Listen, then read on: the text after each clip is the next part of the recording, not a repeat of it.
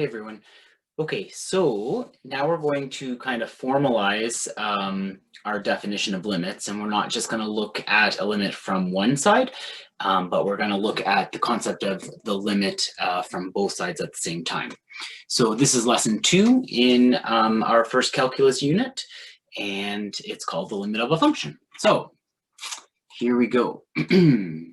Last class, we found out what right-hand and left-hand limits are. We examined what happened to the y values as the x values approached a certain number. Consider 3 functions, and we're going to use these functions throughout the next little bit. So f of x is x squared minus 2x minus 3. G of x is x squared minus 3x plus 2 over x minus 2. And h of x is 3 over x minus 2 all squared. Use a calculator to complete the following tables for left-hand and right-hand limits, okay? Okay, so you're going to grab a calculator and you are going to start plugging in all these numbers, and we're gonna go by column, okay? So I'm just gonna deal with the f of x function first, so x squared minus 2x plus 3. So I want you to plug in all of these numbers, 1.9, 1.99, 1.999, 1.9999, and what I want you to notice here is we are approaching the number 2 from the left, okay? We're going 1.9, 1.999, 1.999, so we're approaching from the left. If I look at these numbers here, if I start you at 2.1 and then go to 2.01 and then go to 2.001 and then 2.001, we are up 2.0001. Sorry, I skipped a 0 there. We are approaching from the right, okay? So the top part is approaching from the left, the bottom part is approaching from the right.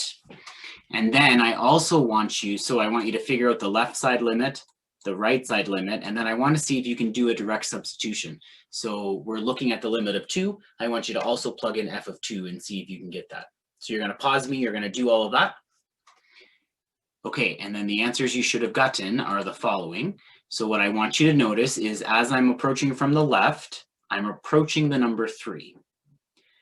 As I approach from the right, remember we're reading this up, I'm also approaching the number 3. Okay, so the limit from the left is 3, the limit from the right is 3, and if I do that direct substitution, I also get out 3.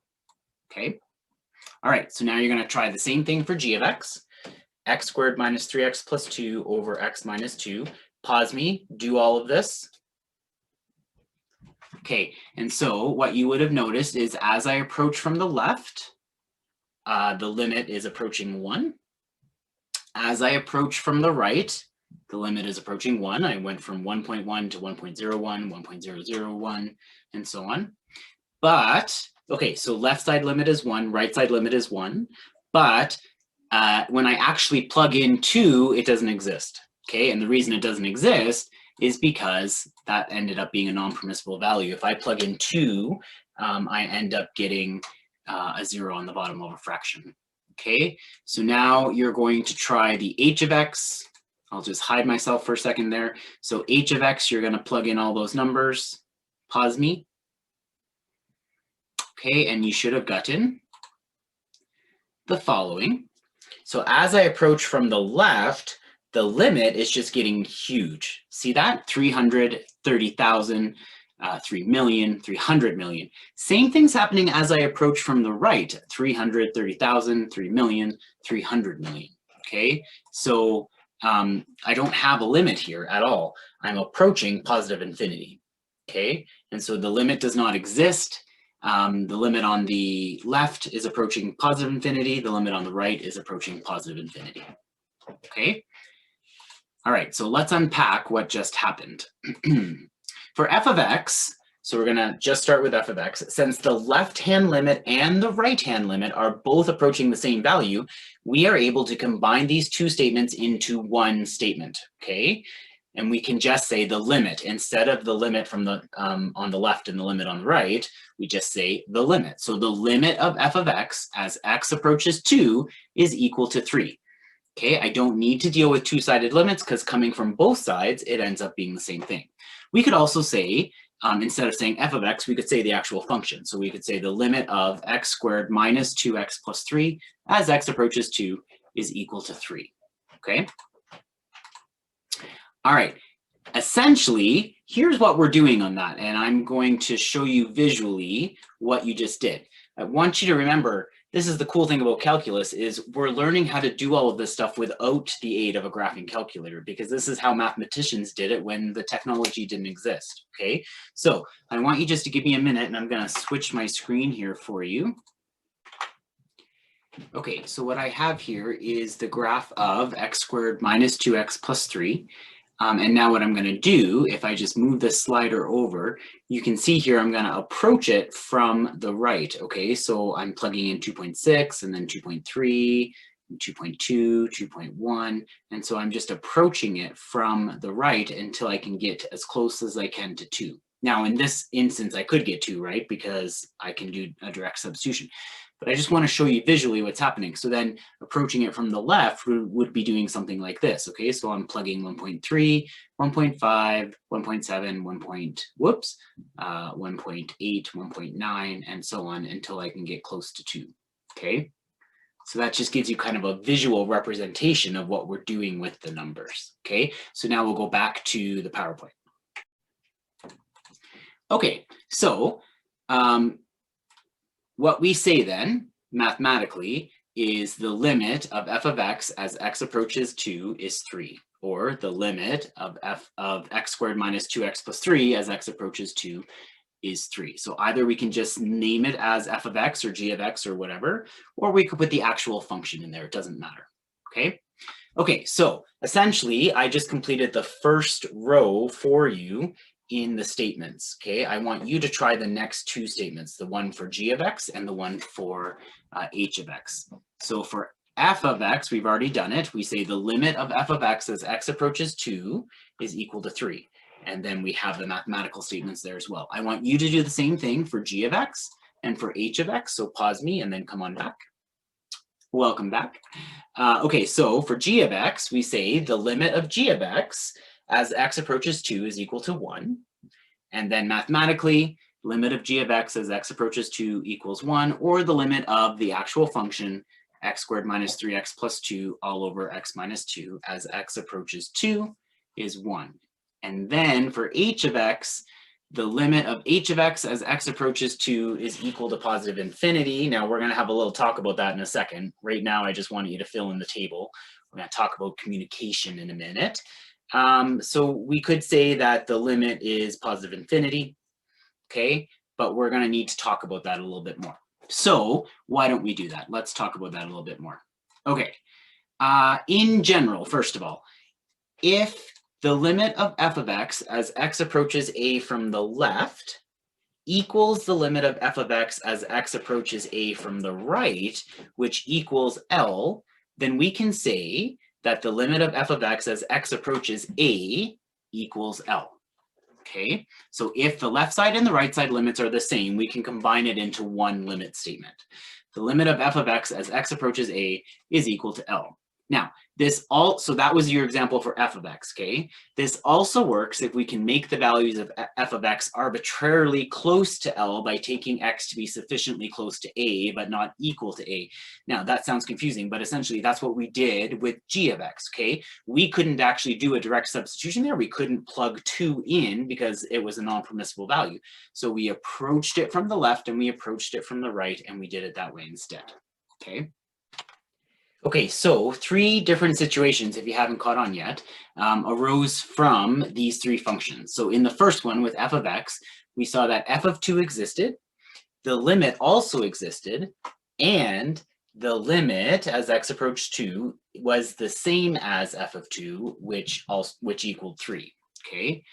Then in the second one, g of 2 did not exist. There was a non-permissible value there, but the limit did exist. Okay, so g of 2 didn't exist, but the limit of g of x as x approaches 2 did exist. It was 1, and so it was a real number.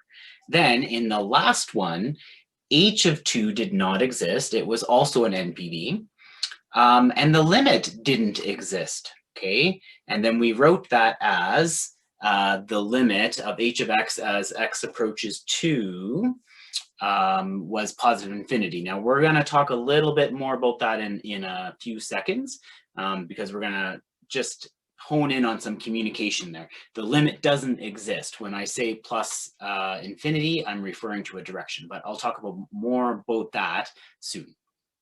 So note, this does not mean that we are regarding infinity as a number. Infinity is not a number, it is a direction. Okay, nor does it mean that the limit exists. It simply expresses the particular way in which a limit does not exist. It provides us a sense of direction. In general, we write symbolically the limit of f of x is infinity as x approaches a to indicate that the values of f of x tend to become larger and larger. Okay, the mathematical phrase there is that it will increase without bound as x becomes closer to a. Okay. All right, so determining the limits given the graph of a function. Use the graph of y equals f of x to determine the following limits. So we're taking a look at the limit of f of x as x approaches -3. Well, the left side limit and the right side limit are not the same is the first thing I want you to see here. Okay, the limit does not exist. Okay, and that's all we can say there. Okay, the limit on the left actually approaches positive infinity, and the limit as we approach from the right is actually approaching 0. Okay, okay, how about as x approaches 0? Well, as x approaches 0 from the left, I'm approaching 3, and as x approaches 0 from the right, I'm approaching 3, so that would be 3. How about x approaches 3?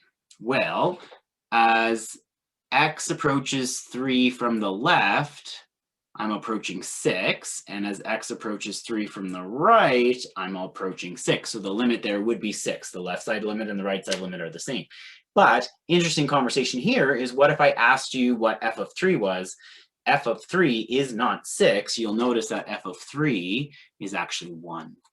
Okay, so yesterday or in the last lesson, I talked about that trifecta to describe continuity. Okay, this is a discontinuous part of the graph because I don't have that trifecta. The limit on the left equals the limit on the right, but it doesn't equal f of 3. Okay. Okay, so determining the limits given the equation of a function. We're going to get into some algebra fun here. We could perform numerical analysis like we did in the table of values, but that would take a long time if we were going to do that. So instead, we kind of go through 3 different scenarios, okay? And they kind of match what scenario f of x did with g of x with h of x. Those are kind of the 3 scenarios we're now going to have to deal with, okay? So scenario 1 is that I could do a direct substitution. So to determine a limit with when given the equation, we always try direct substitution first because it's the easiest thing to do, okay? If I want the limit as x approaches 2, the very first thing I'm going to ask myself is, can I plug 2 into my equation? If I can plug 2 into my equation, then I can figure out the limit, okay? If it yields a value, then the limit exists at this point, and it also tells us that there's continuity at this point, so the graph is continuous at this point, okay? Now, if it doesn't do that, if direct substitution doesn't yield a value, but instead yields an indeterminate, I'll talk about that in a sec, the graph is not continuous, but the limit may or may not exist. Think about g of x and h of x from the start of class, okay? So g of x, the limit did exist, but in h of x, the limit didn't exist, okay? When this happens, we'll need to use some algebraic skills to determine our limit. Now, let's just talk about that word indeterminate for a second. A mathematical expression is said to be indeterminate if it is not definitively or precisely determined, okay? Certain forms of limits are said to be indeterminate when merely knowing the limiting behavior of individual parts of the expression is not sufficient to actually determine the overall limit, okay? There are 2 different forms that we will look at. They are when f of x is not continuous at a and f of a is 0 over 0, or f of a is k over 0. Those are the 2 that we're going to look at, okay? Direct substitution doesn't work because you get a 0 on the bottom of a fraction, essentially, and that's a no-no. This is when direct substitution won't work to find the limit of a function, okay? And we'll go through both examples, but essentially, for one, we try and simplify the denominator away, and then we can do substitution after that. For the other guy, we simplify the denominator away, or we try to, and then we realize that even though we've made it simpler, the denominator still doesn't go away, the NPV still doesn't go away, and then we have to look at left side limits and right side limits, okay? But you'll see all of that over the course of the next several examples. Okay, so determine the limit of x squared minus 2x minus 3 over 2x plus 5 as x approaches 5. Is the graph continuous or not continuous when x equals 5? So first thing we want to try is direct substitution. Will direct substitution work? Yes, it will, because 5 is not an NPV in this equation. Okay, so all I'm going to do is everywhere where I see x, I plug in 5. So the limit as x approaches 5 will be 5 squared minus 2 times 5 minus 3 over 2 times 5 plus 5. Now, communication-wise, once you've made the direct substitution, you're not saying the limit as x approaches 5 anymore.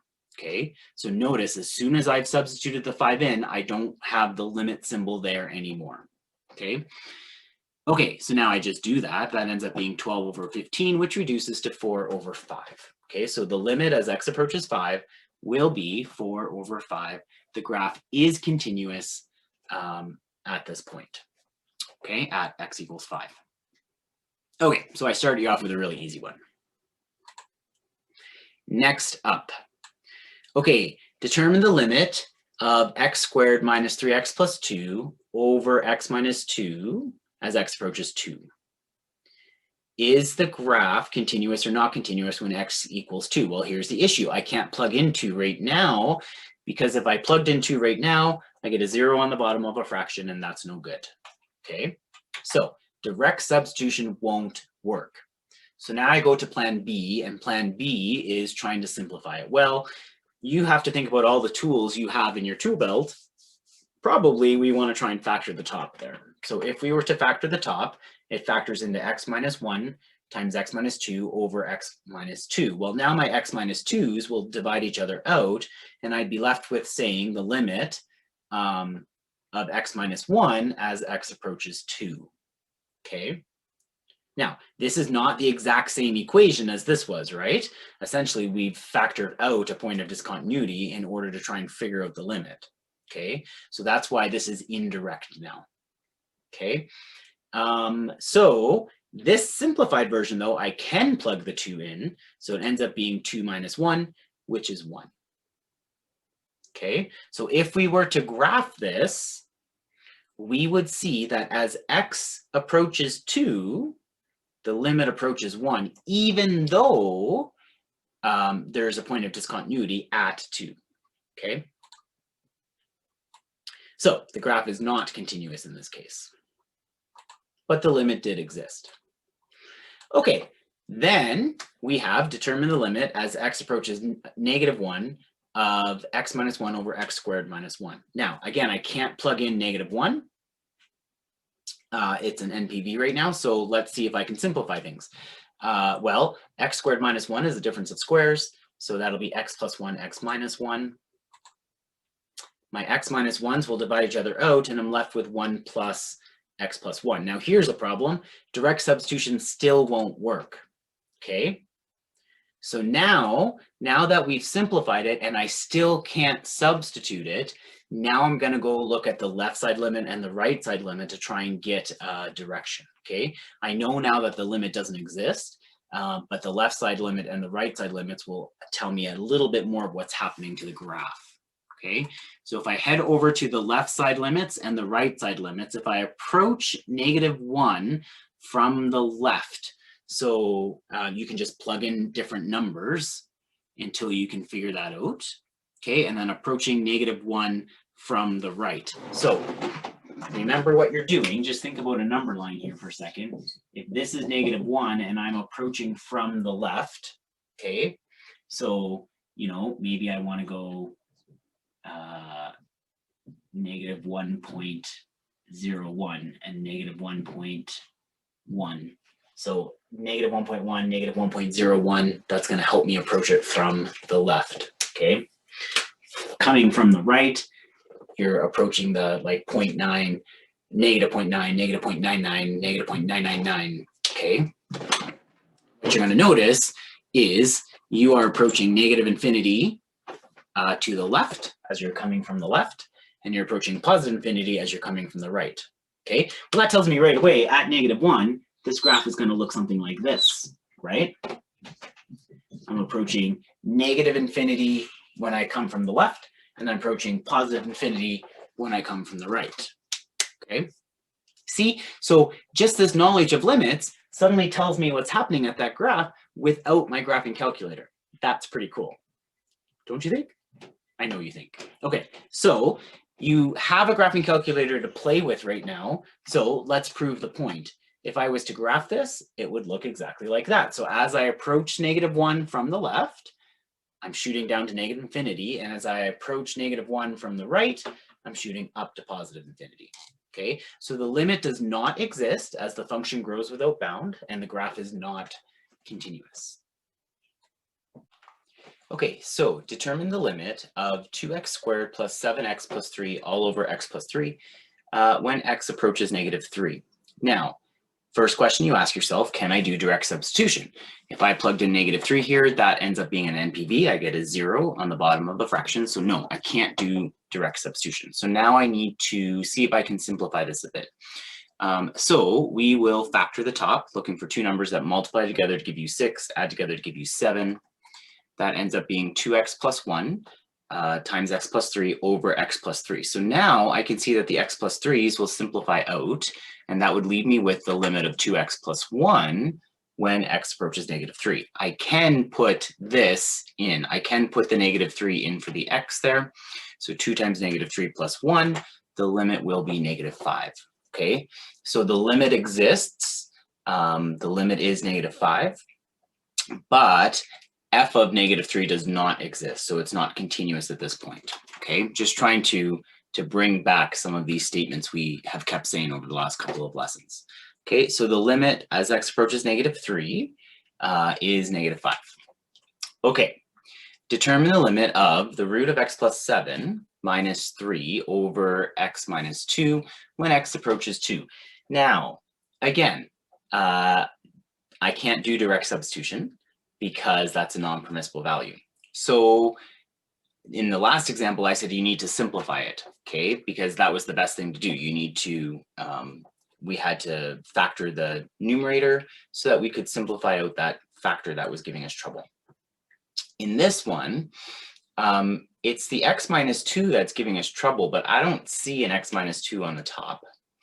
But there is another tool you have in your toolbox. You've just never done it in this direction before. In 20-1, we spent a lot of time when we dealt with radicals on this concept called rationalizing the denominator, where we didn't want the denominator to have a radical in it, okay? In this example, we're going to rationalize the numerator, okay? And we're going to see if that helps us. So I'm going to multiply this by x, the root of x plus 7 plus 3 over the root of x plus 7 plus 3. Okay, so on the top, I've got root of x plus 7 times root of x plus 7. That's going to be x plus 7. Then I've got 3 root of x plus 7, -3 root of x plus 7, and -9 when I multiply all that out. Okay, now I'm only going to multiply the top out.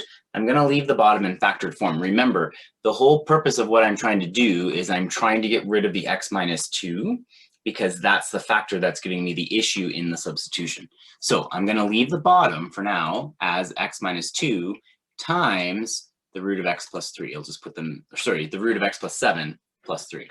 I'll just put them in brackets like that. Because look what happens on the top, I now have x plus 7 minus 9. X plus 7 minus 9 is x minus 2. And then my x minus 2's will divide out. And I'm left with 1 over the root of x plus 7 plus 3. Okay, now I've made the problem go away. The problem was I couldn't put in a 2.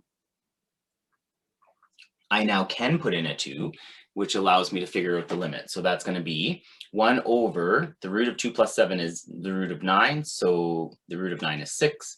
Sorry, the root of 9 is 3. I was adding the next step in my head. So then 3 plus 3 is 6. So I end up with a limit of 1/6. Okay? This is where we get into the good algebra stuff. Okay. Determine the limit of 1/2h minus 1 plus 1 all over h, where h approaches 0. Okay, so right now, again, direct substitution is not going to work because if I was to put in 0 there, I'd get a non-permissible value. The whole thing falls apart. So I need to do something to this. And in your heart of hearts, I'm hoping that you are comfortable with the fact that whenever you have a complex fraction like this, you always want to put these guys together, right? You want to simplify the top as much as possible. So I'm going to call that 1 that I see on the top, this guy here, 2h minus 1 over 2h minus 1. So I have a common denominator, and I can try and simplify that top part. Whoops, I just got to get my ink off, sorry. Okay, so then I get 1 minus 1 is gone, so that's 2h over 2h minus 1 over h. Okay, so then 2h over 2h minus 1 over h is the same as saying 2h over h times 2h minus 1. Now, just in case you're not sure what just happened there, I ended up with 2h over 2h minus 1 divided by h, essentially, okay, because of that complex fraction. So when I divide by h, that's the same as multiplying by 1 over h, and that's why the h could just end up being on the bottom there, okay? So then my problem goes away because the problem was the h. I couldn't plug in 0 with that h on the bottom, but these h's now divide out, and I'm left with 2 over 2h minus 1, okay?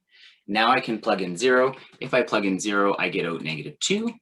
So the limit is -2. Okay? Okay.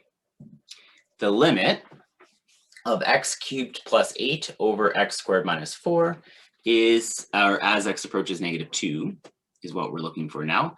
Again, I can't put in -2 here. -2 squared is 4, and 4 minus 4 is 0. So I can't do direct substitution right now. I'm going to need to work on factoring that. And now, if you come from the AP program, you will recognize x cubed plus 8 as something that you actually can factor. That is an addition of cubes. Addition and difference of cubes can be factored. If you are coming from the regular -1 stream, you've not seen this before, so I want to take a little moment to show you. Well, first of all, I'll show you how to factor it. It ends up being x plus 2 times x squared minus 2x plus 2 squared all over x plus 2, x minus 2. Now, let's just stop there for a second, and I want to talk about where the heck I came up with this, okay? And so, just let me switch slides for a minute, and we end up with the following rule. So addition and subtraction of cubes. So either we have a cubed plus b cubed, or we have a cubed minus b cubed, okay? What happens is I can pull out the cubed root. So if it's plus, okay, I can pull out the cubed root of the first guy plus the cubed root of the second guy. And then what I'll be left with is that cubed root squared, okay, minus the cube roots times each other plus the cube root of the last guy squared, okay? So what you're gonna always ask yourself here is what's a and what's b, okay? Then you'll remember that it's a plus b and then a squared minus ab plus b squared, okay? Same thing with the subtraction.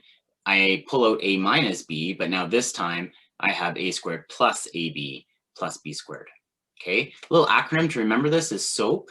Now, where the SOAP acronym comes from is just to help you with who's addition and who is subtraction, okay? So we have the same sign, and then the opposite sign, and then always positive, okay? So this was a plus, this was the same, this was opposite, and then that was positive. This was a minus, this is the same, this is opposite, and then this is always positive, okay? So if you're gonna try those with these guys below, you're gonna wanna ask yourself, okay, what is my A and what is my B? Okay, so in this example here, Oh, sorry. I just thought about the fact that I'm going to turn off my face there for a second, just so you could see soap. I may have been covering it. When I'm doing these videos, my video that I see is not locked in the same spot, so I forget that it might be covering what you need to see. Okay, so soap, same sign, opposite sign, always positive.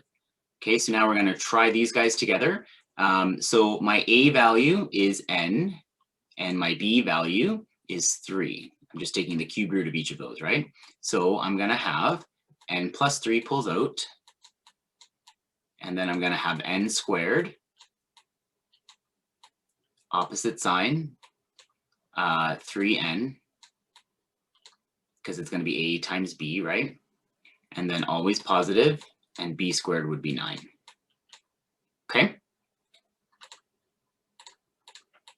So I have n plus 3, n squared minus 3n plus 9. Next guy, d cubed minus 125. My A value is d. My B value is 5. So I end up with d minus 5, d squared plus 5d plus 25. Okay, so that's a quick lesson on how to factor addition and subtraction of cubes. Okay, so now we'll go back to our regular scheduled program where I had left you off with this. So my A value was x and my B value was 2. So I have x plus 2, x squared minus 2x plus 4. I put the 2 squared there just so that you could see the b squared for a minute. Okay, now that did accomplish what I needed it to accomplish. I got rid of an x plus 2. Okay, so now that will simplify to x squared minus 2x plus 4 all over x minus 2. I can now plug in -2. And when I plug in -2, just do the math on that guy. I'm assuming you're pausing me to do that. You end up with 12 over -4, which is -3. So the limit as x approaches -2 is -3. Okay. Awesome. Okay. Determine the limit of 4 plus h cubed minus 64 all over h, where h approaches 0. Okay. So again, I can't do direct substitution because I can't have 0 on the bottom of the fraction. So I got to do something to this. And I know I just taught you this, but I need you to recognize that this is a difference of cubes. Okay, 4 plus h cubed is a cube, and 64 is a cube. So think about what your a value and what your b value is, right? Your a value will be 4 plus h, and your b value will be 4.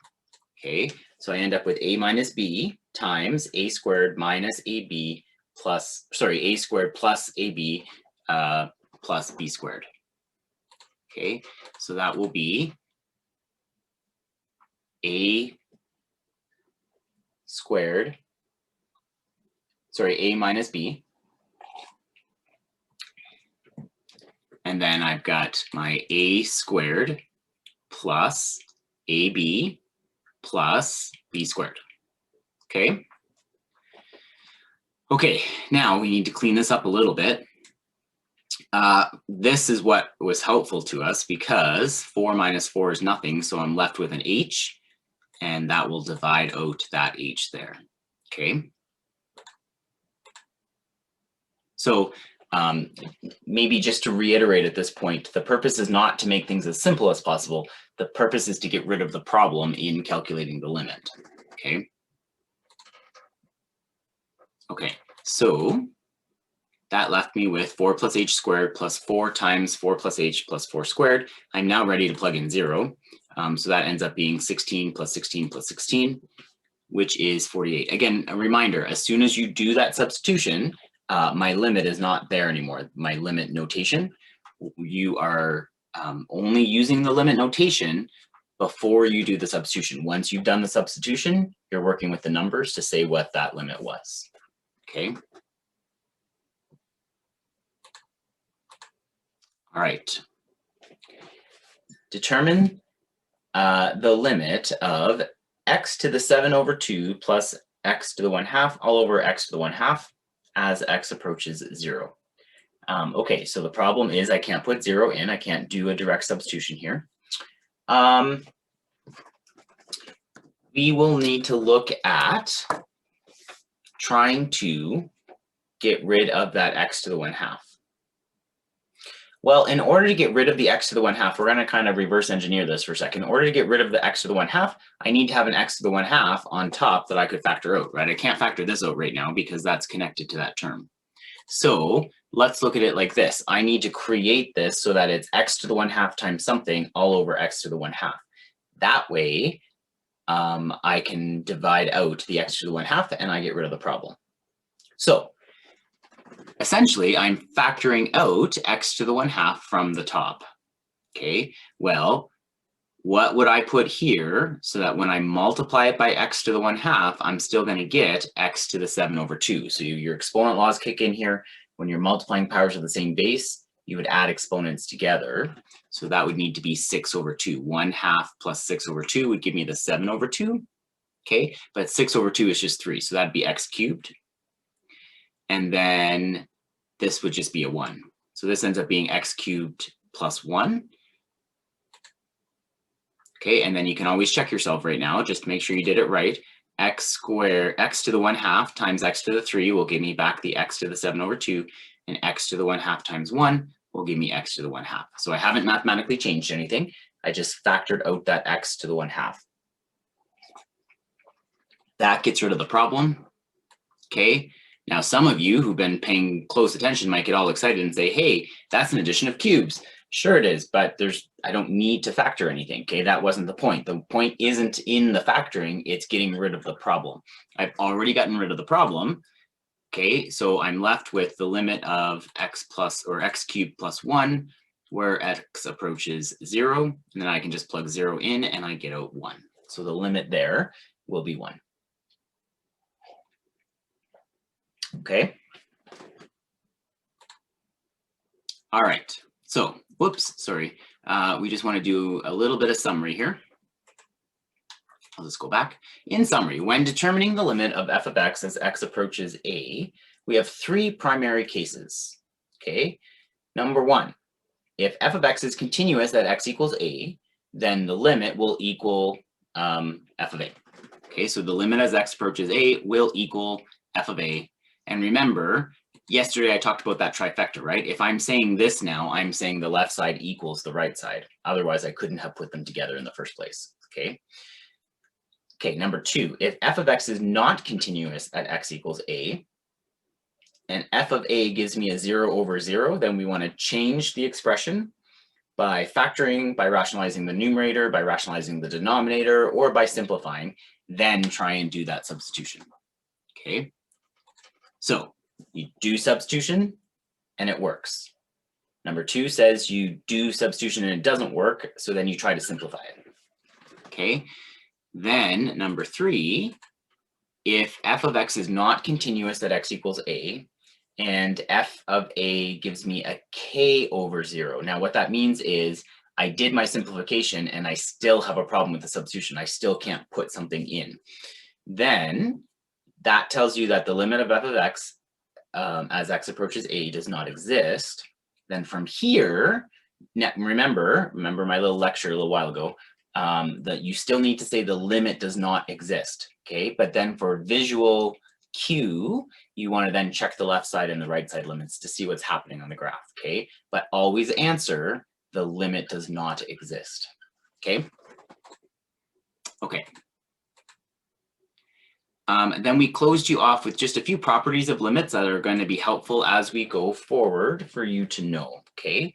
The limit of 2 functions that are added together will be the limit of each of those separate functions added together. Same thing with subtraction, okay? So the limit of f of x minus g of x as x approaches a will be the limit of f of x as x approaches a minus the limit of g of x as x approaches a. That's a mouthful to say. If I have a coefficient on f of x, okay, it doesn't actually affect the limit. So the coefficient can just come right out. That's what that's saying.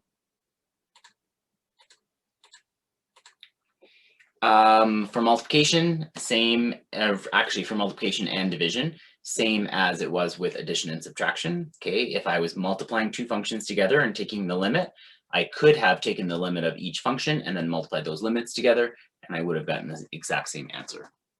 Okay. And then dealing with some exponents and radicals. If I have an exponent on f of x, that will give me the same thing as having the exponent on the whole limit first. So either I could take f of x to an exponent, or I could take the limit of f of x to the same exponent and get the same thing. Okay, I just want to clarify what I just said. I could take the exponent on f of x and then take the limit, or I could take the limit of f of x and then take the exponent, and they'll be the same thing. Okay, same with which 7 falls very naturally from 6, right? Because a fractional exponent is the radical. But if I took the nth root of f of x and then took the limit, that will give me the same answer as the limit of f of x to the nth root. Okay. All right. So that was fun. Your homework is posted here. And you actually have a couple of days to do this one because this is a long one and I want you to have a chance to do lots of practice. And then we will catch each other here again when we introduce first principles. Okay, so I'll see you there. Have a great day.